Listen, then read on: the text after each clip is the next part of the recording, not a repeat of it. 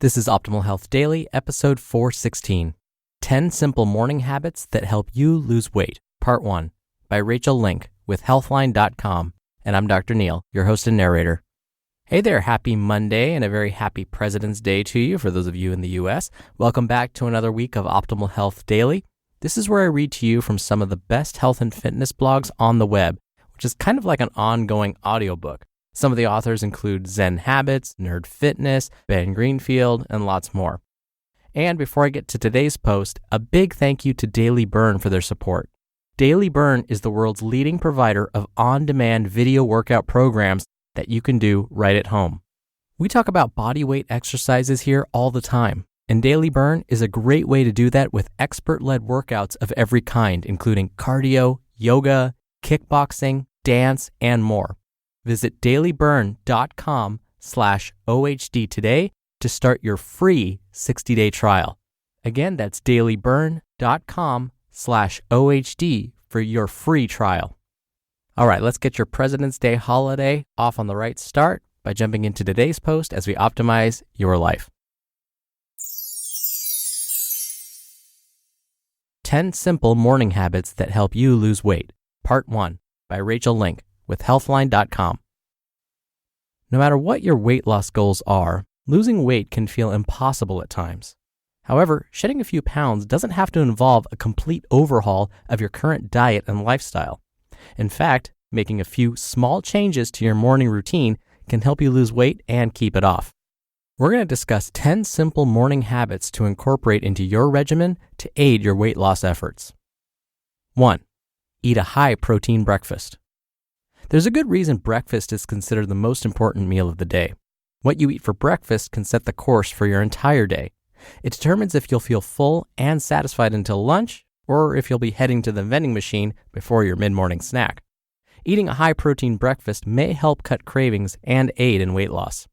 In one study, 20 adolescent girls eating a high-protein breakfast reduced post-meal cravings more effectively than a normal protein breakfast. Another small study showed that eating a high-protein breakfast was associated with less fat gain and reduced daily intake and hunger compared to a normal protein breakfast. Protein may also aid weight loss by decreasing levels of ghrelin, the quote-unquote hunger hormone that's responsible for increasing appetite. In fact, one study in 15 men found that a high-protein breakfast suppressed ghrelin secretion more effectively than a high-carb breakfast. To help get your day off to a good start, consider protein sources like eggs, Greek yogurt, cottage cheese, nuts, and chia seeds. Summary. Studies show that a high-protein breakfast may aid weight loss by reducing cravings, appetite, and ghrelin secretion. 2. Drink plenty of water. Starting your morning with a glass or two of water is an easy way to enhance weight loss. Water can help increase your energy expenditure, or basically the number of calories your body burns, for at least 60 minutes. In one small study, drinking 16.9 fluid ounces, or 500 milliliters, of water led to a 30% increase in metabolic rate on average. Another study found that overweight women who increased their water intake to over 34 ounces, or 1 liter per day, lost an extra 4.4 pounds, or 2 kilograms, over 1 year, without making any other changes in their diet or exercise routine. What's more, drinking water may reduce appetite and food intake in some individuals. One study in 24 older adults showed that drinking 16.9 fluid ounces, again 500 milliliters, of water reduced the number of calories consumed at breakfast by 13%. In fact, most studies on the topic have shown that drinking 34 to 68 ounces or 1 to 2 liters of water per day can aid in weight loss. Starting your morning with water and staying well hydrated throughout the day is a great way to boost weight loss with minimal effort. Summary. Increasing your water intake has been associated with an increase in weight loss and energy expenditure, as well as a decrease in appetite and food intake. 3. Weigh yourself. Stepping on the scale and weighing yourself each morning can be an effective method to increase motivation and improve self-control. Several studies have associated weighing yourself daily with greater weight loss. For instance, a study in 47 people found that those who weighed themselves daily lost about 13 pounds, or 6 kilograms, more over 6 months than those who weighed themselves less often. Another study reported that adults who weighed themselves daily lost an average of 9.7 pounds or 4.4 kilograms over a 2-year period, while those who weighed themselves once a month gained 4.6 pounds or 2.1 kilograms. Weighing yourself every morning can also help foster healthy habits and behaviors that may promote weight loss. In one large study, frequent self-weighing was associated with improved restraint.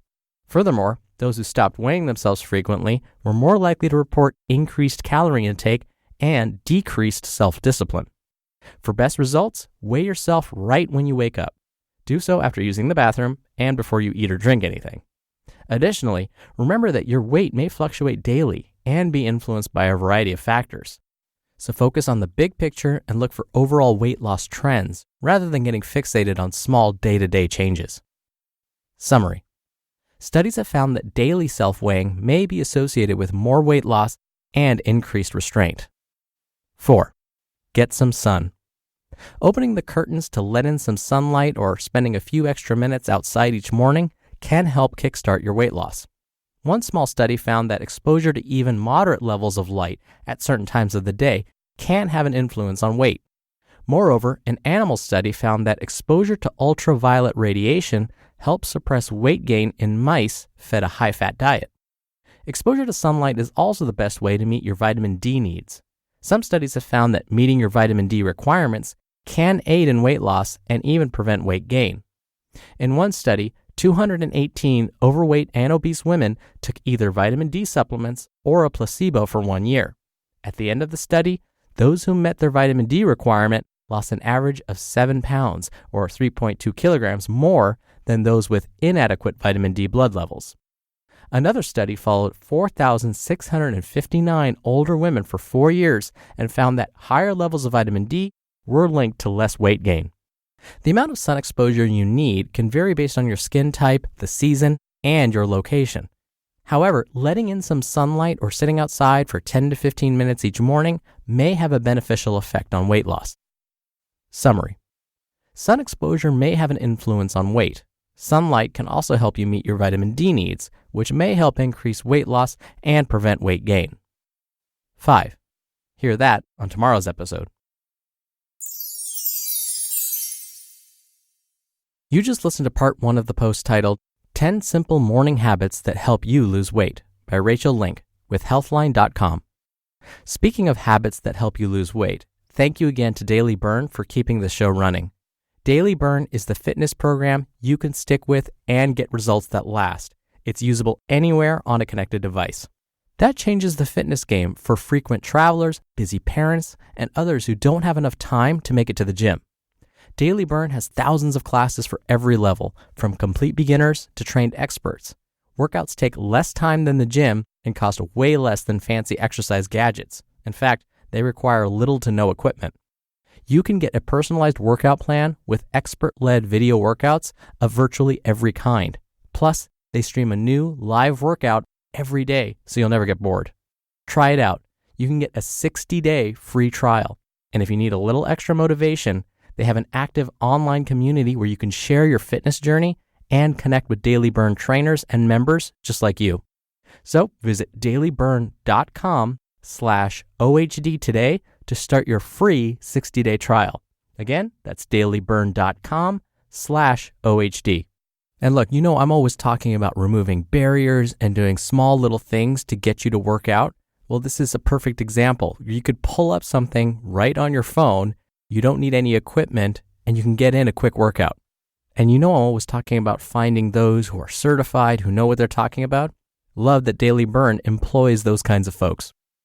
So first of all, I love reading from Healthline.com because they back up everything they say with research.